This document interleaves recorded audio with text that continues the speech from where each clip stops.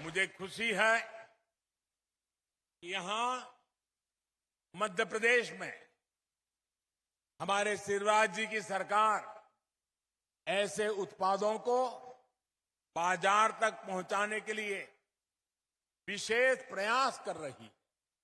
सरकार ने अनेक ग्रामीण बाजार स्वयं सहायता समूह से जुड़ी बहनों के लिए ही बनाए हैं।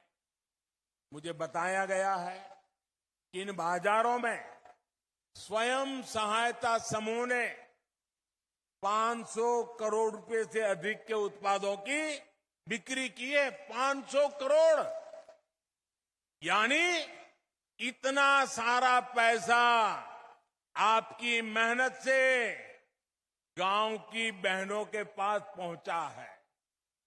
साथियों, आदिवासी अंचलों में जो वन उपज है उनको बेहतरीन उत्पादों में बदलने के लिए हमारी आदिवासी बहनें प्रशंसनीय काम कर रही है।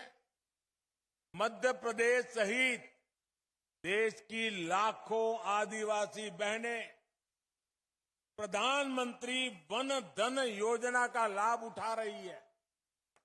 मध्य प्रदेश में आदिवासी बहनों द्वारा बनाए बेहतरीन उत्पादों की बहुत अधिक प्रशंसा भी होती रही है।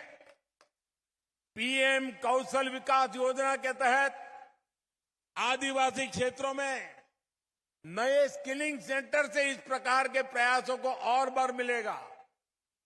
माताओं बहनों, आजकल ऑनलाइन खरीदारी का प्रचलन बढ़ रहा है, इसलिए सरकार का जो GEM यानी government e market place portal है, उस पर भी आपके उत्पादों के लिए सरस नाम से विशेष एक स्थान रखा गया है।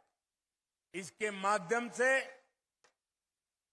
आप अपने उत्पाद सीधे सरकार को, सरकारी विभागों को बेच सकते हैं। जैसे यहां श्योपुर में लकड़ी पर नक्काशी का इतना अच्छा काम होता है, इसकी देश में बहुत बड़ी डिमांड है। मेरा आग्रह है कि आप अधिक से अधिक इसमें खुद को, अपने उत्पादों को ये GEM में रजिस्टर करवाइए। साथियों, सितंबर का ये महीना देश में पोषण माह के रूप में मनाया जा रहा है। भारत की कोशिशों से संयुक्त राष्ट्र ने वर्ष 2023 को, अगला वर्ष, अंतर्राष्ट्रीय स्तर पर मोटे अनाज के रूप में मनाने की घोषणा की है। मध्य प्रदेश तो पोषण से भरे इस मोटे अनाज के मामले में देश के अग्रणी राज्यों में है। विशेष रूप से हमारे आदिवासी अंचलों में इसकी एक समृद्ध परिपाटी है। हमारी सरकार द्वारा कोदो, कुटकी, ज्वार, बाजरा और रागी जैसे मोटे अनाज को निरंतर प्रोत्साहित किया जा रहा है। और मैंने तो तय किया है, अगर भारत सरकार में किसी विदेशी मेहमान के लिए खाना देना है तो उसमें कुछ न कुछ तो मोटे अनाज का होना ही चाहिए, ताकि मेरा जो छोटा किसान काम करता है वो विदेशी मेहमान की थाली में भी वो परोसा जाना चाहिए।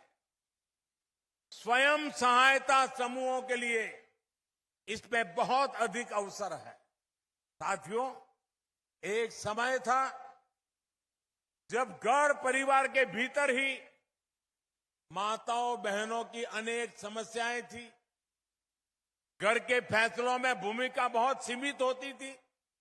अनेक घर ऐसे होते थे, अगर बाप और बेटा बात कर रहे हैं व्यापार की, काम की, और अगर मां घर से किचन में से बाहर आ गई तो तुरंत बेटा बोल देता है या तो बाप बोल देता है, जा जा तू रसोड़े में काम कर, हमको जरा बात करने दे।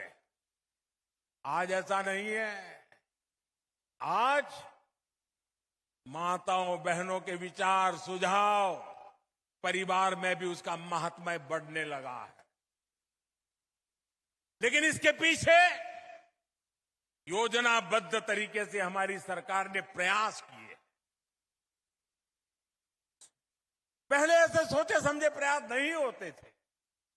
2014 के बाद से ही देश महिलाओं की गरिमा बढ़ाने, महिलाओं के सामने आने वाली चुनौतियों के समाधान में जुटा हुआ है।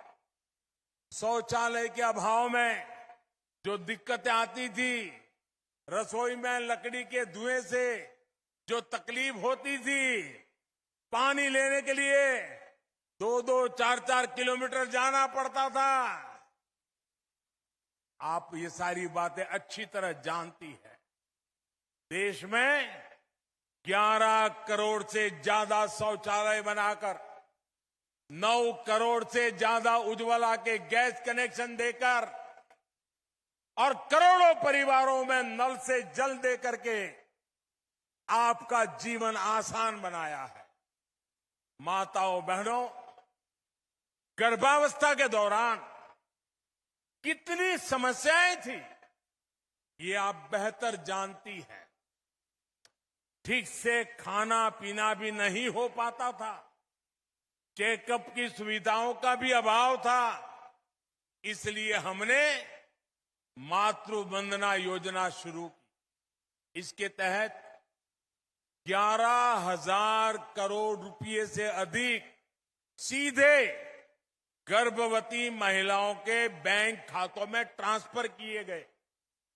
मध्य प्रदेश की भी बहनों को इसके तहत करीब 1,300 करोड़ रुपए ऐसी गर्भवती महिलाओं के खाते में पहुंचे हैं। आयुष्मान भारत योजना के तहत मिल रहे 5 लाख रुपए तक के मुफ्त इलाज ने भी गरीब परिवार की बहनों की बहुत बड़ी मदद की है।